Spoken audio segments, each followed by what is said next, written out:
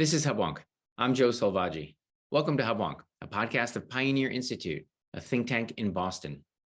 Despite being the largest purchase of most consumers' lives, much of the home buying negotiating process is shrouded in an opaque, agent-driven virtual black box that can leave sellers and buyers confused and frustrated.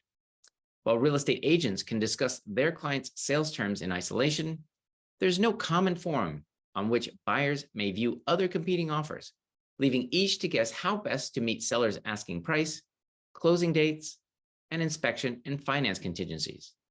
The absence of such a platform leaves potential buyers with little understanding of why their offer may not have been accepted, and sellers with concerns that they could have had a buyer who would have met all their requirements. This lack of transparency distorts efficient outcomes and can serve to discourage potential sellers and buyers alike. Does this shared challenge have a technological solution, one where sellers can document all their requirements and where interested buyers can compete to make their best comprehensive offer? My guests today are Boston-based entrepreneurs Tim Quirk and Kevin Caulfield, who have co-founded Final Offer, a real estate transaction platform that is already disrupting the process for selling homes. By combining decades of real estate agent experiences with the understanding of how technology has disrupted other consumer purchase transactions, Mr. Quirk and Mr. Caulfield hope to help sellers, buyers, and their agents communicate and negotiate in real time to bring transparency and efficiency to our largest and most important purchase. They will share with us the weaknesses in the current real estate sales process, the ways their platform addresses each party's needs, and their plan to see Boston lead the way in disrupting an industry that has been slow to change. When I return, I will be joined by Final Offer co-founders and local entrepreneurs, Tim Quirk and Kevin Caulfield.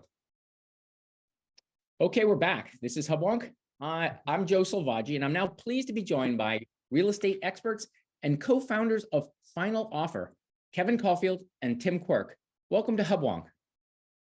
Thanks, Joe. Thanks for having us. Okay, great. All right, good to see you, Tim. Well, our listeners will know that this podcast focuses very often on market innovation, often in healthcare or in education, but not as often in the private sector, which, of course, is also becoming more efficient with technology.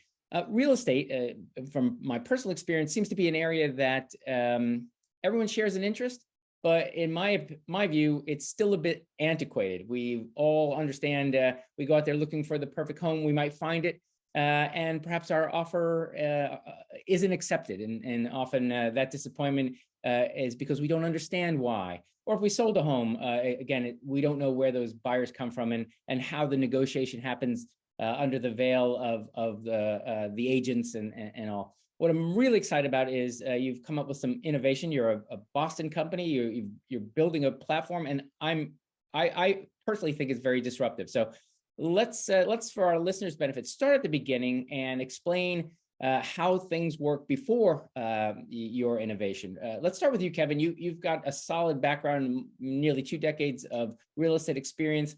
You've seen the internet disrupt real estate in the past. But still, what's missing for buyers and sellers as it is now? I think sometimes, in Boston specifically, supply is always relatively low, right? Like you think about Boston, Boston's a small city to begin with. And then when you think about your core neighborhoods in Boston proper, they're even smaller. And so the inventory levels that are there are, they're what's been there for the last 100 years, and it's probably what's going to be there through our lifetimes and anyways, because of all of the restrictions that are out there with historic, architectural, etc. So it's a very limited supply here. And so I think as people come to Boston and the neighborhoods people want to live in Boston with this limited supply, Boston's growing, it's thriving as a city. There's more demand and things are moving quickly. Inventory is low, demand is higher. And I think in today's world, something comes on the market and maybe not every buyer in the marketplace is given the opportunity to make an offer on that property. And so what we're trying to do is allow the entire market, the entire buyer pool, to have an opportunity to buy the home that they want to buy. And All it's a right. fast market, it's paced here. And what we're trying to achieve is make sure that everyone has the opportunity to put their best foot forward. So, Kevin, you've identified, of course, we're constrained by our history and our size. There's often an imbalance between the supply of homes and the demand for homes. Boston and this area is a great place to live. But we've had a computer, we've got all kinds of listing services. We've got these applications called Zillow. We can look online and see all the properties that are for sale. What is it that, let's say, the online apps that most of us are familiar with, what is it? What is the information we're not getting from those apps? Tim, you've helped design this platform. What is it that we're missing? Sure. Well, I'll take it from the consumer's perspective, right? So this is my first foray into real estate. Been on the tech side for my career, and whenever you talk to anyone about wanting to buy or sell a property, the first thing they do is they go online, they go to Zillow, and they're looking at these things, and they see this estimate, and they're like, "What does this thing mean?" But at the end of the day, when a property's on the market, what will the seller actually take? And they have no idea what the seller will take. Seller's not telling them that. They put a list price on the property, but the seller doesn't have to take it. And so the first thing that you do when you go to buy a house is you want to put an offer in, and they're like, well, there's a few offers on the table, and your agent starts asking them what those are, and they might get limited information about that, if anything. And it always makes the consumer question, is there really another offer on the table? And by not knowing, you take the largest transaction of someone's life and you put extreme uncertainty in place. It causes a lot of anxiousness on that side of the table when it comes to purchasing a property. But it goes for the same for someone that's selling their property. They only do it a few times in their life. They get someone like Kevin to help them walk through what the process is. But then, did you get to all of the buyers? Did all the buyers come in? Did we get the best deal for our home? You're always questioning that because you don't do it all day, every day. You do it a few times in your life. So, Tim, I want to unpack some of the detail that you just said. You talk about the best deal, but we know from our applications, we're often talking about price. But I'm going to bounce that back to you, Kevin. There's a lot of aspects to what a seller is asking for and a buyer is offering beyond price. What are some of the other elements in the quote unquote deal that are interesting and useful if in a transaction buyers and sellers were to know? Sure. I think that the price is one part of the deal, and then the terms of the deal, the certainty in which the deal will get to the closing table, or be able to, that the seller will be able to achieve that price that they've been offered. There are certain contingencies that go in there. Maybe someone's got financing. Maybe somebody has a home inspection. Maybe there's in Boston, and there's a condo doc review, right? And so there are all these uncertainties that still lie in the deal, right? And so what the seller wants is they want the certainty. They want to know that when they lock up the deal, that that these contingencies, if they exist, are as tight as possible so that they're able to achieve what they're trying to achieve. I mean, another one would be, especially in today's market where the supply is low, demand is high, you can sell your house pretty quickly, but the likelihood of you getting right back into the market and being able to find something may be a little bit tougher. So, do you have something that's subject to suitable housing? Do you have a lease back in there where you close on your home and you're able to lease it back for a certain period of time while you're able to find your next home? So all of those terms of the deal, they all factor in, they all have value, and they all mean something to the seller. Now, Kevin, I'll stick with you. You, as an experienced representative of many sellers, when you get a whole bunch of buyers, each with their own sort of array of offering, maybe they have a higher price but fewer contingencies, or someone has or more contingencies, or someone has a lower offer price but more contingencies. How do you weigh, let's say, if everybody's competing for the same house at the same time, what goes on there? And is there genuinely a challenge trying to sell one property to several people, all with different priorities?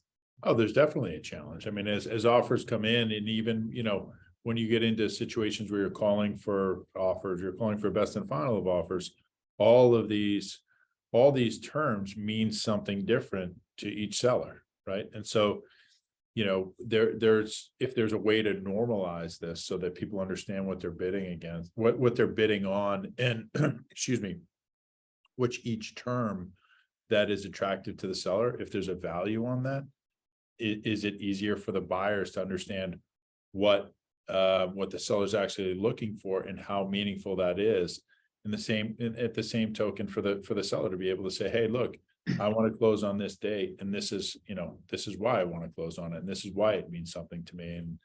And that those terms or those elements of the deal sometimes get lost in translation and everybody gets focused on the pricing.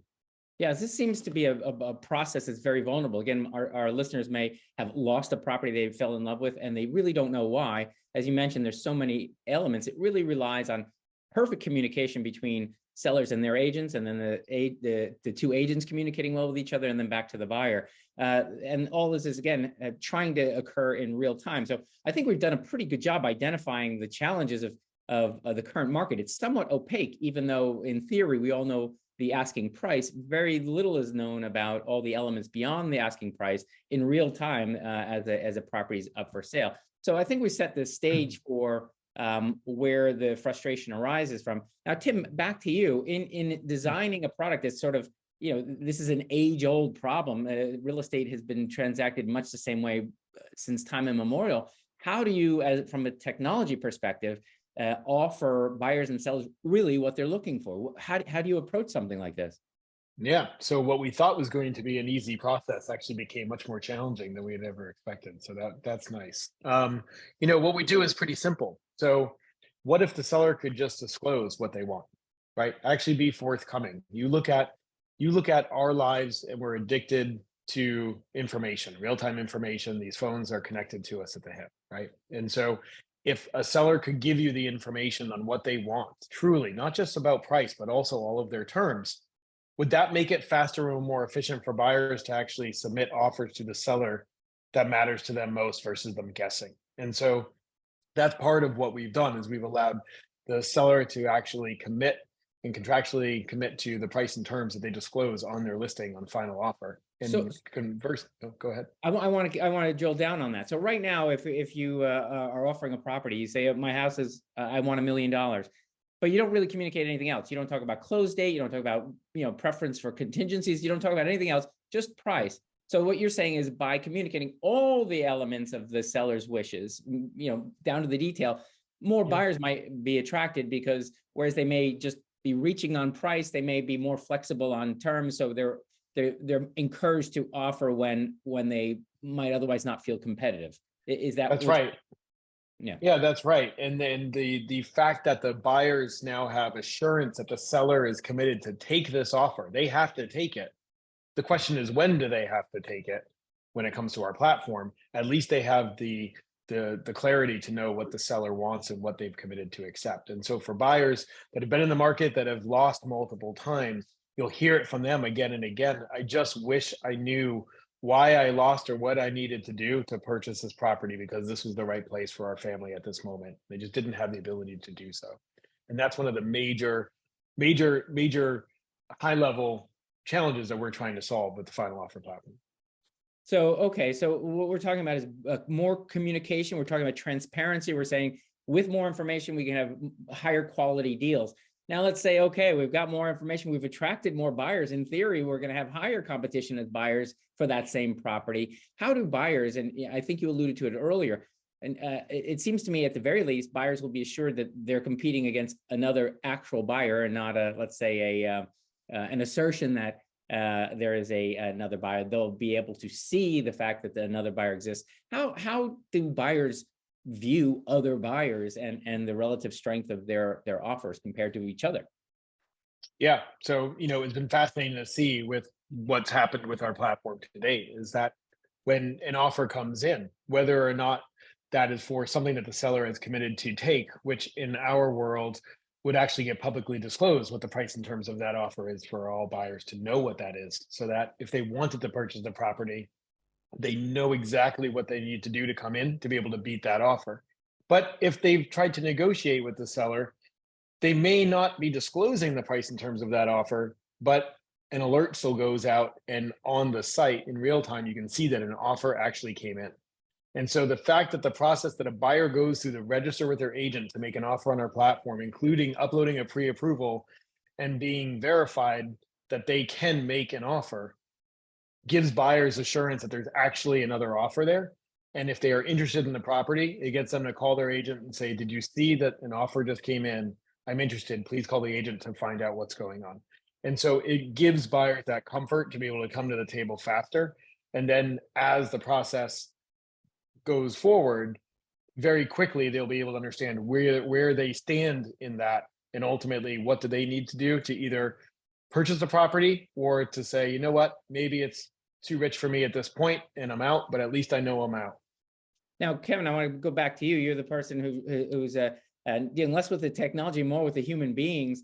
This automates a lot of the mystery and perhaps even some of the hard work you have to do juggling multiple offers. The agents are still engaged, right? The seller's agent and the buyer's agent are still communicating on, let's say, the soft edges of these parameters. Say more about how in a situation where we are now exchanging far more information in real time, how does a real estate agent manage with this additional layer of technology? Well, I think the technology just adds it's a more sophisticated level of negotiation, right? And so you need to take everything into account in terms of what the seller really is looking for. They're looking to, in some instances, it may just be the price, right? But I think a lot of it's a little bit more complex than that, where terms do matter. And so what this does is it gets that information out to all of the agents, right? Everybody's getting the same information. Everyone's on the same playing field. Everyone understands where they need to be in order to buy the home. And I think that's part of the frustration in today's world, where, sometimes that isn't the case, where people don't have a real understanding of what they need to do. They think sometimes it just comes down to price. It may be dates, it may be contingencies. Final offer really gives them the outline of what the deal needs to look like as a whole in order for them to buy the home. And then when they do lose the home, they understand why they lost, right? And they can take that that process, that education, into the following week and hopefully make the winning bid as they move on to the next properties that they start to engage. So perhaps it's the shameless amateur economist in me that always wants to reduce things to numbers and dollars and cents.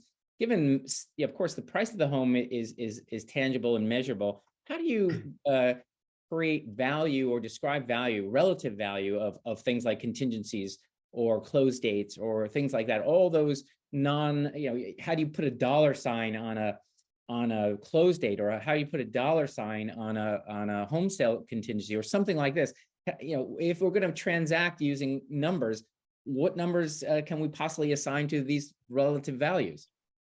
Well, that's not an exact science, and I think it varies from deal to deal. So some things may mean more in one circumstance than they may in the next, right? And so if someone may really need a date because they need to sell their house in order to buy the next one, or someone may need a lease back because they can't close on their next home, or they need time to find their next home.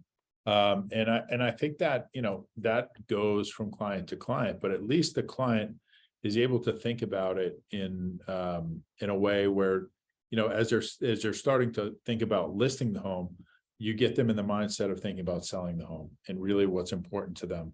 And then you start to build values around what is really important, right? And they get them in that mindset versus being put in that mindset in the heat of the moment because you have to be reactive to an offer that's made. We're engaging them in a position where they can be proactive and tell people exactly what they need to do to buy their home. So Tim, I want to bring you in here because I've played around with the platform enough to see that actually you do put relative values on different contingents. You have done more than just list the priorities. You've weighted the priorities. Share more with our listeners. How does one, how do I as a buyer understand what matters to my seller? Yeah. So it's pretty amazing. And so as agents have used this platform, even in the open houses, they've been able to disclose this information directly within that experience, right? And so for the seller to say, as Kevin was saying, what's important to you? Would you take an offer for if you had two offers at $1 million? Would being able to move out 30 days versus 60 days matter to you? In some cases, it might be worth something to one and not the other, right? It depends on the seller. But if you ask the seller, hey, do you have a place to live when you sell your home? No. Okay. Would a 60-day close be more valuable to you than a 30-day close? Yes.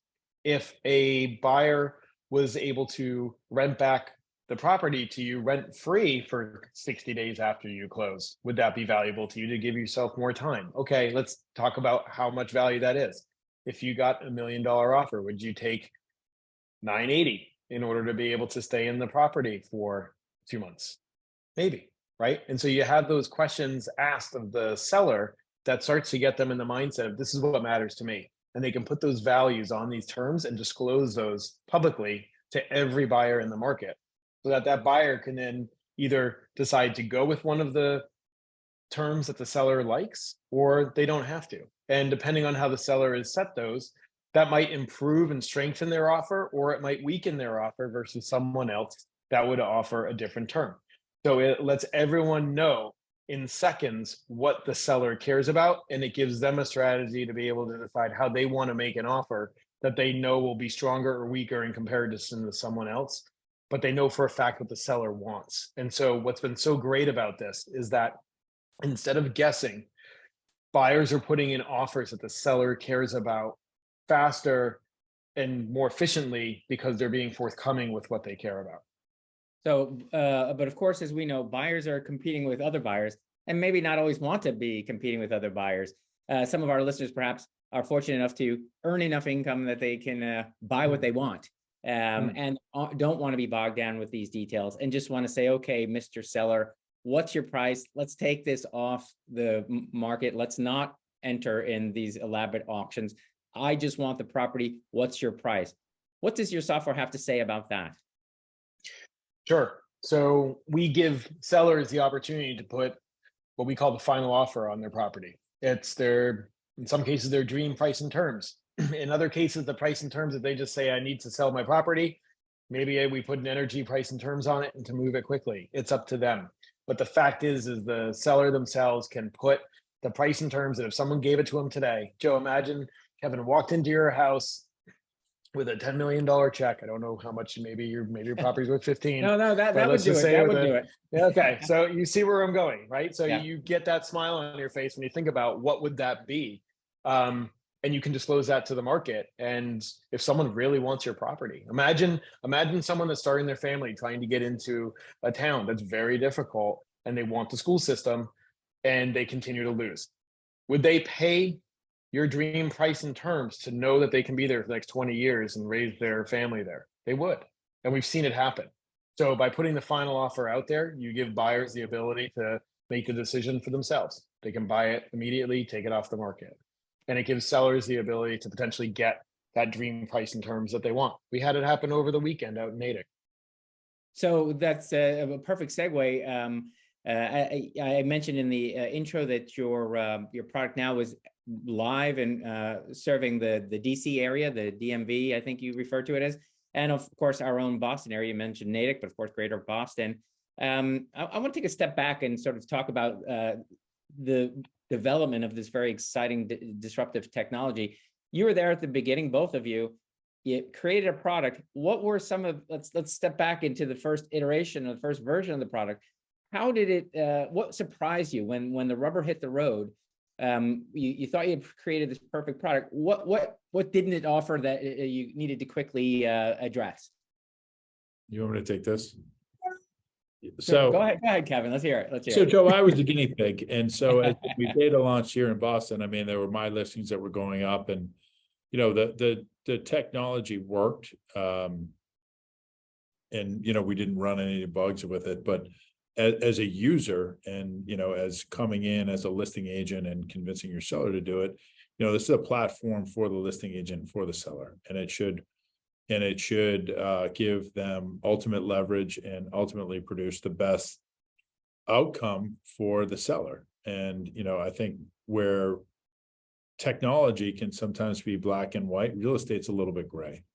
And so we needed to address some of the guardrails that were in there, that were in the system, that were preventing me from doing what I would normally do in my line of work, right? To ultimately produce the best outcome for the seller. So, we were able to loosen up some of the guidelines, make it work a little bit better. And as we, when we went down to the DMV to launch, I felt like we had a far superior product. And then even from, call it from October to today, I mean, even this morning, Tim and I were on with the other two founders, and we were fine tuning the product. So we're able to do it. We've been able to make changes quickly, and we've been able to make changes with real-time feedback, either whether it come from me or from other agents that are using the product. But now it can solve for, it's in a much better place where we can get, we're able to produce the best result for the seller. And it's not as stringent where it was just, it was either on or off. We've been able to incorporate some of that gray area into the platform. So Tim, you're the guy under the hood, trying to tune the engine to suit the market. What let's say single innovation needed to occur for it to be ready for prime time? Yeah, I mean, really what it was when we first launched here in Boston, the market was just about at its height, right? And so people would ask us, well, how does this work in a down market? How does this work for a property that's been sitting for months? And so we had to find a way to be able to build in full negotiation functionality, but also a way to be able to draw attention and create demand with the buying community when there might not be any. And so we built those things into this so that it truly is a platform for real estate agents to take to their clients so that they can negotiate through the platform, but providing more clarity to it, right? And so it was that balance. If you think about a marketplace, you have different dynamics and you've got different weights on either side. And so balancing the trade-offs between what's more important to the buyer and what's more important to the seller, we realized what we needed to do for the agents when it comes to negotiation to make them more effective. And so as we launched in DC back in October, we've been live for 5 months. We've had over 100 properties go under contract or been sold, and it's been this constant evolution of the negotiation functionality that has been so critical for the real estate agents to have success with it. And so that's what we're seeing in the marketplace now. And same thing as we've come back to the Boston area is that they're seeing the power of what this helps them to disclose the information to the buying community. Now, we've been talking sort of in hypothetical terms, but, and I think baked in from really the top of the show, we've sort of implied that the demand for real estate exceeds the supply. That's perhaps the nature of Boston, but it's not always the case. There's often times when, everyone wants to sell their home. We've all lived through 2008 and 9. It was pretty ugly and you couldn't find a buyer anywhere. Does this product work in reverse? And, again, I'm sure there's some dog properties, if you will, that the market isn't competing for. How does this serve? How does this product serve? Again, if you don't have any clients like this, it's okay. But how does it serve someone who has a dog of a property who has no interest, no offers? Can this offer something to those folks? I mean, you say dog of a property. I mean, is it unsellable? I mean, the price is wrong. Okay, that's my stance with real estate, right? Like it's got there has to be some sort of perception of value, right? And when there is a perception of value in the marketplace, that drives interest, and that's what we are here for. So when you can go in and effectively price a property well, we are a platform that can come in there and ensures that you get the highest and best price for your property, right? So do we sell overpriced listings? No, we can't. And no one can. Everybody has challenge with that. But when you can go in, and add a value and an entry number to the property, we can ensure that the process will be run correctly, that it will be exposed to the entire market, that all of the buyers will have a fair and equitable chance to make an offer and buy the home. Tim, I think you had mentioned something about a home that had been on the market for some time, and through the listing process, you I think perhaps dropped the price, which had the effect of informing all the people who had been looking at it that the price had been dropped, and you created, where one had not existed, a true auction for a property that literally had no one at the auction table prior to your being on your platform. Yeah, so this happened a couple weeks ago, and there's many examples of this, but this is a really interesting one where you had a property on the market for $1.5 million. There was no interest, buyers circling, but no one wanted to make an offer. And so the seller decided to say, listen, we'll drop the price by $50,000. It's right there out in the open. Everyone can see, here's the price and terms. Lo and behold, 4 buyers come with their agents trying to negotiate lower than that. They finally agreed to one, and they gave that buyer a couple options. They said, listen, you can take it for this price and you can take it off the market immediately. It's yours, or we'll let you come in at 50,000 less than what you just said. And we want to open it up to everybody for 1 hour. That's it. And so that buyer tried to get it for 150,000 less. Everyone got alerted in real time. The bidding process went up another almost $90,000 from there. And so you got a price in terms for that property that the seller didn't even expect to get when they first listed the property, let alone when it had been sitting on the market for weeks with no interest. So it shows you that if you give people confidence and they trust where they need to be, they now have the information to give them the confidence to make an offer. Indeed, a real value on information. The transparency adds value both to buyers and sellers, and improves the market. So if we've been successful in piquing the interest of listeners, is this sort of an application where I, as a buyer who's looking around for my dream home, and I want more than price, something more than Zillow can offer me, can I go in as an individual and find out what are the price and terms of all the sellers, in certainly the ones on your platform, and get a sense of what matters to the sellers out there, so as to sort of improve my my profile? What can our listeners do to sort of get excited about this? Yeah, no, it's great. So anyone can go onto the website to check out any of the properties that are listed on the platform. If you want to see the actual price, the minimum price and terms that the seller has actually signed a contract stating they accept, just put in your email. It'll save that property for you, and you'll get alerted in real time when offers come in. So anyone can go in, take a look at what's out there. And the nice thing about it is that we have real-time comps that are also on the platform. So any property that goes under agreement through final offer, you're able to see the actual price in terms of the offers that have come in. So if you're looking in South Boston, you're looking in Back Bay as listings come on, and you want to understand what's happening in the market in real time, go set up a search and save it, and you'll just get email alerts as offers come in. It gives you a great opportunity to see what's happening in the market that you care about.